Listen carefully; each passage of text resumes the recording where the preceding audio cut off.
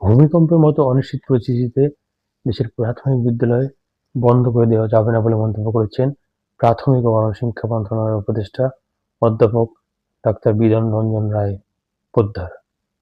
রোববার দুপুরে টাঙ্গাইল সদর উপজেলার কাতুল ইউনিয়নের বাঘাবাড়ি চৌবাড়ি সরকারি প্রাথমিক বিদ্যালয়ের নবনির্মিত প্লেগ্রাউন্ড উদ্বোধন অনুষ্ঠানে সাংবাদিকদের প্রশ্নের জবাবে উপদেষ্টা এই মন্তব্য করেন।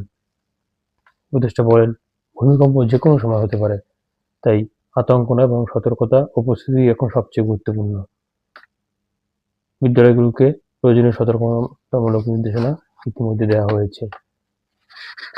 ভূমিকম্পের আতঙ্কের কারণে শিক্ষা প্রতিষ্ঠান বন্ধ করে দেওয়া যাবে না বলে মনে করেন ঢাকা বিশ্ববিদ্যালয়ের শিক্ষা ও গবেষণা ইনস্টিটিউটের অবসরপ্রাপ্ত অধ্যাপক তাহমিনা আক্তার। তিনি বলেন, আমি মনে করি কর্তৃপক্ষের উচিত শিক্ষার্থীদের মানসিক স্বাস্থ্যের উপর জোর দেওয়া, এতে ভীতি দূর হবে। ধন্যবাদ।